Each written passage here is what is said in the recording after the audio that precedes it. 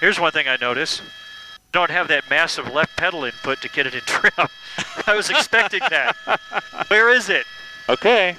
It was numero uno. That big, okay, you're at 40 knots. Hurry up and put in 3 inches of left pedal. Didn't happen. Muscle memory.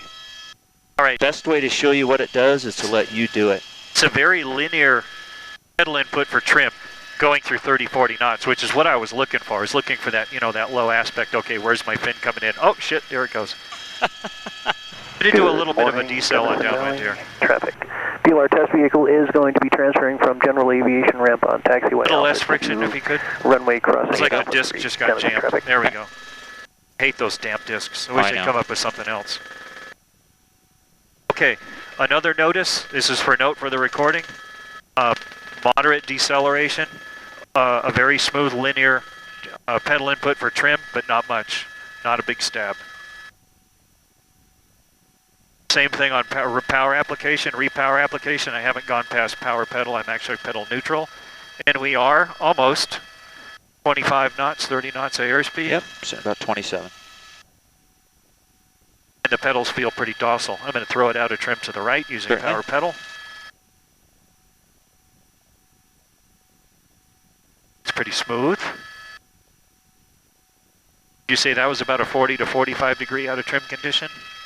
Gunnison traffic to here, 3 Kilo Bravo is 10 miles east out of 13 and a half. We'll plan on entering on the left base, runway 24, Gunnison. No twitchiness. All right. If I was doing that before, I would have a little bit of the... Yeah, the hunt. Yeah. Do another decel here. All right. Collective friction, I'll just take a touch off, but... That feels good. I like the way you've got it balanced. Once again on decel, not a lot of pedal input to keep it in trim, fairly smooth and linear. Not a lot of twitchiness in the nose as we decelerate through the airspeed range. Side of the power curve, reapplication of power.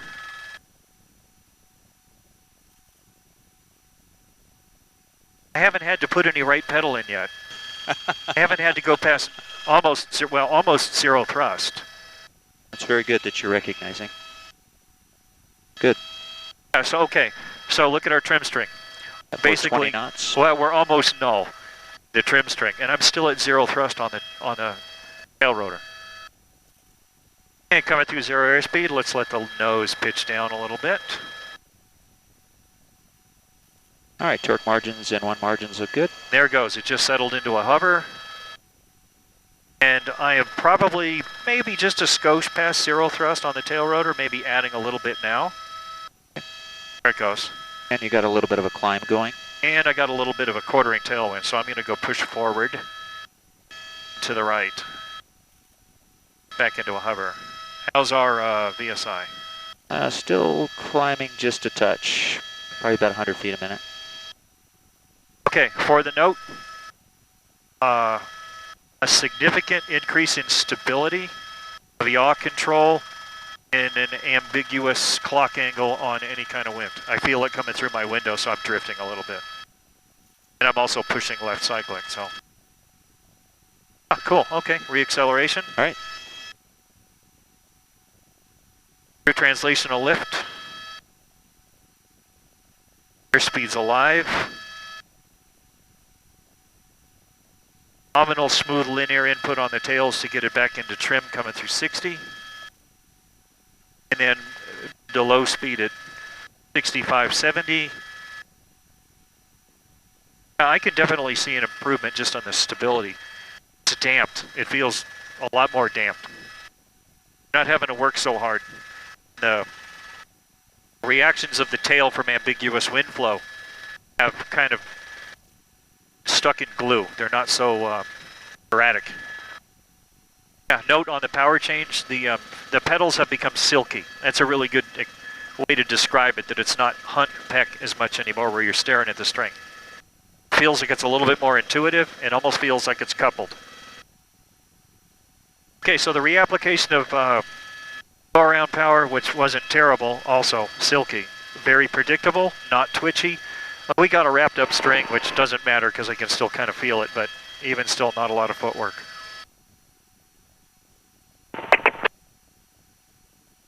overall, it's nice to fly a helicopter that's not vibrating. Well, good. I'm glad you're enjoying See, when your nuts and your eyes tickle, something's wrong. Here's going to be my final approach heading. Not a lot of pedal work. It kind of settled into it with a slight power application. Showing about 13 knots ground speed. And our string is ambiguous. The rotors went quiet, so we're under effective. And still not a lot of pedal work, not twitchy. I can almost friction the controls down and let go, and it'll just maintain this. I don't even have to tend it. I can take my feet off the pedals. It'll wander a little bit, but pedal stab, pedal stab, pedal stab. Did you notice, when you first started flight testing, did you notice a damping of stabbing pedal input? Does the tail boom tend to dampen that? Dampens greatly. We have data to prove it. Yeah, I just felt that because I went pedal stab, and it doesn't go that kick, kick. And yet still crisp. It's there, but it's not giving us that translational, or yeah, translating twitch. Coming into a high hover, should be picking up some kind of ground effect here pretty quickly. Right about there. And I'm not going to add any collective. See what happens. Absolutely. Find its cushion. Gunnison traffic to Cessna 310 Whiskey Delta, 18 miles right about there. to the west for landing, runway Pedal inputs. 6 at Gunnison. Extremely stable on heading control. Our call altimeter is 3031, and I'm going to do a pedal turn. Clear on the right. And clear on the left is going to be a power pedal turn. Looks like they're on the hover pad right now, on the south side of the runway. Margins in, 1 margins. Okay, thank you. We'll keep, we're planning on a straight end to runway 6, and if he decides to do anything, let us know. So I'm trying to keep a constant pitch in the tail rotor and see what rate it's going to move at, and I'm trying to keep the power right where it should be. Okay, there's a little bit of acceleration, so we do have a little bit of a tailwind right there. Yeah, we're showing about 4.3 knots at 115. Lakes show pretty calm. Very predictable and damped. I didn't touch the pedals once I made that input, and it just settled right back into here. Basically, I made a slight adjustment. Yeah, damped. It's basically what it did is it took it from being like a rough knife to like a velvet, smooth, polished butter knife. So how about we take off over that horse? Clear area is going to be between the horse and the cows or the other horses. Sounds great. And I'm not going to go full power, but I'll do a smooth application as we climb. Worries. I get back into ground effect to see what that feels like. Even still, it's damped. I'm not working the pedals. I'm really basically just dead putting it. I put it where I want it and it kind of holds it. Excellent. With minor adjustments in power, minor wiggles from the ground effect in and out and under the fuselage, but the heading is pretty much stabilized. Okay, another note for the record.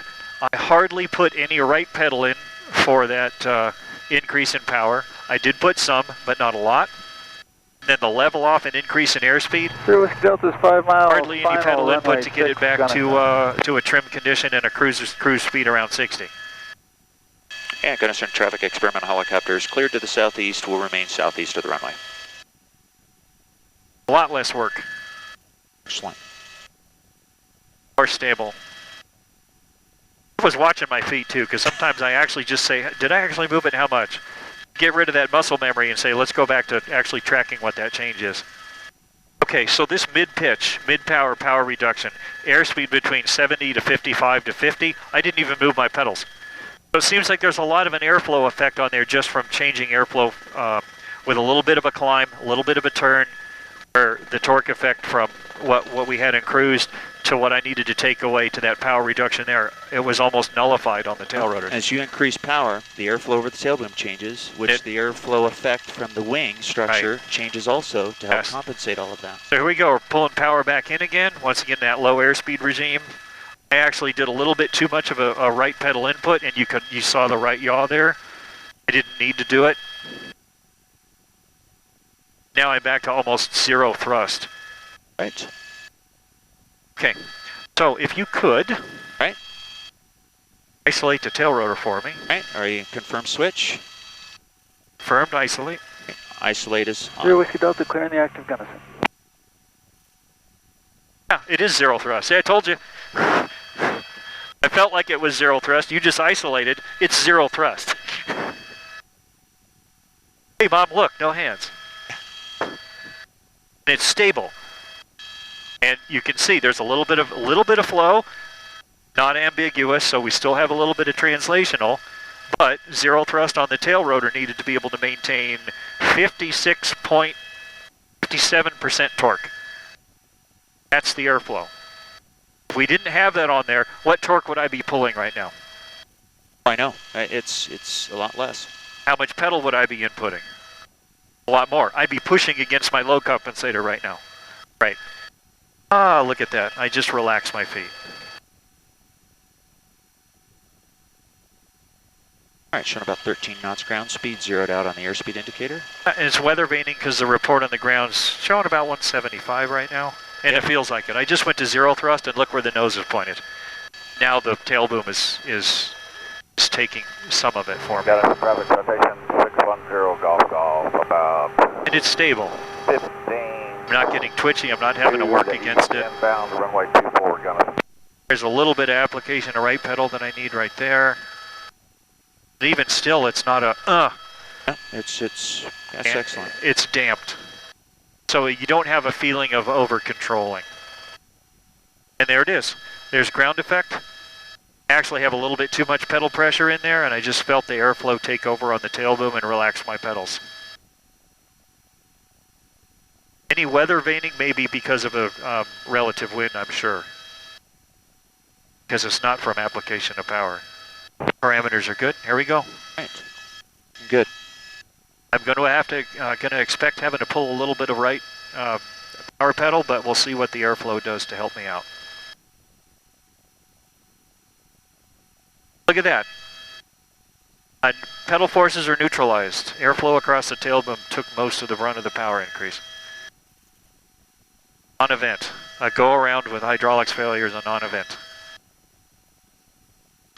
Okay. All right. Runway environment's in sight. I got him on the ground.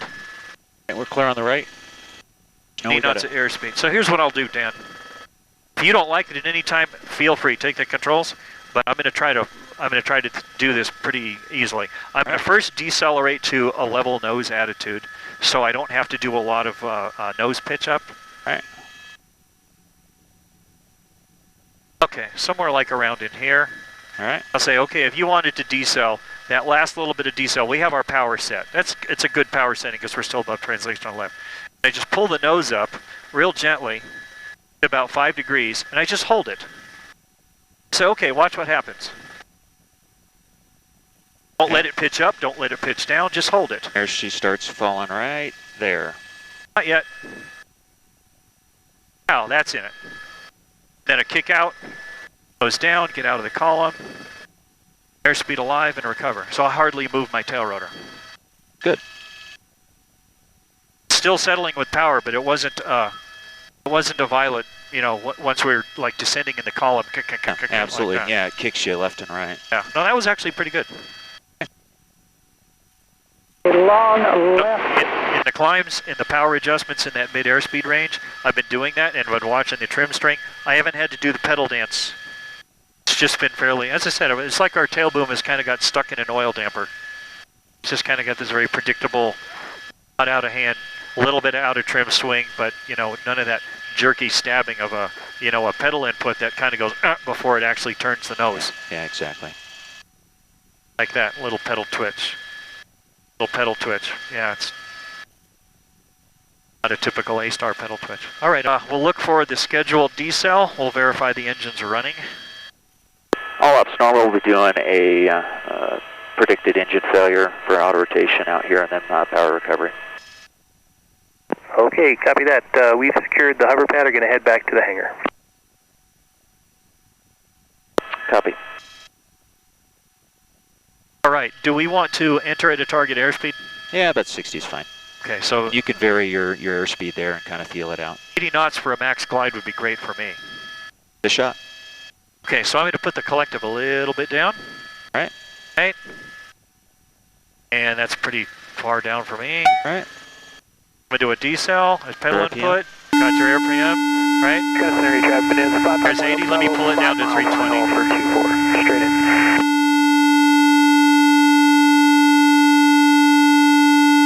It's 90 knots. It's nice max glide.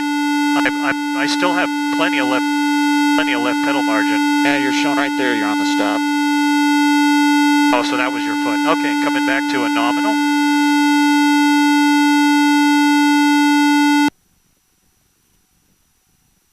Get the airspeed back to about 65. Good. RPM coming up. There's about 75, 70. And I still have some tail rotor left. About 10, 12% right there.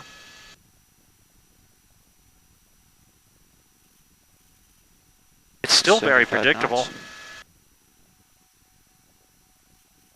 All right, so this is the right quartering, and we have wind, of course. Yeah, that's Stabilized here. that tail rotor. Don't piss me off. I'm getting into vortex ring state area. What do you think about that? You're at zero thrust. It's basically holding what you've asked it to hold with that power with almost zero thrust. That's 22 knots, 23 knots. Still has a little bit of inherent twitch, but it's not as bad as it would have been if it was unmodified. If I had been trying to hold that as a tailwind, I would have been working the pedals a lot more than what I see you doing right there, and I would definitely have had a slightly different margin than that. I mean, that's almost neutral. Okay, I'm just going to do a runway alignment because I want to see what kind of margins I need for... There's an interesting pedal stab with not a lot of reaction. Right there. Temperatures and pressures are good, still got fuel. Fan is running. Here we go, it's clear runway in front of us. So I'm just going to do accelerate. Try to accelerate in the in-ground effect profile, not being real radical. Just a little bit of power reduction, a little bit of acceleration. Here we go. And then level out. And then add power back.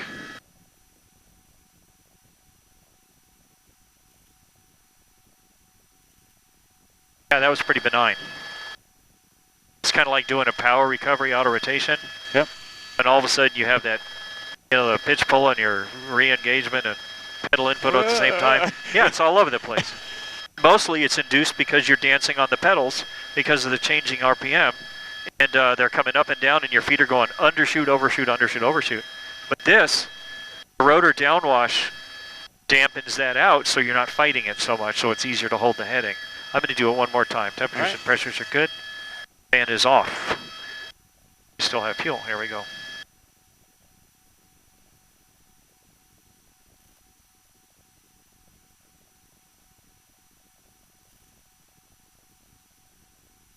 Wind on the nose. Okay, here we go. Level out. Reduce the power, not the balloon. Accelerative attitude, and then increase in power to stop without inducing a rate of descent. It's easy to hold a heading. Citation, are you ready to go? Yes, sir, when you'll let me. Let's go ahead and clear the runway. Experiment 1 Tango Hotel, clear Alpha 6 for the citation departure. Okay, we'll be rolling then. Appreciate it. That was an easy, smooth transition. You know, a descent and a power pedal turn by reducing the power. I just kept my feet right where they were. Just kind of carved into it.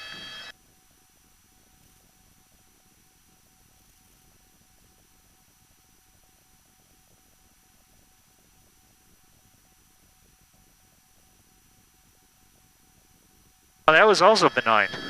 I didn't have to work my feet a whole lot.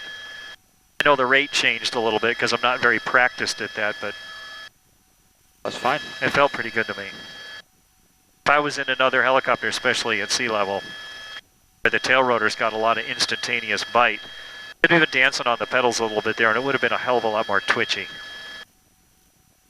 Okay, what does this thing do in auto rotations? Does it tend to do an adverse yaw? No, not at all. So if you did a hovering auto rotation where you did that momentary airflow reverse, does it make you have to put in a little bit more left pedal than you need? No, it's nothing. It's benign. Okay. Probably you don't have enough time for that airflow to really establish then, huh? No, I mean, you know, it adjusts to the airflow that's going over the tail boom.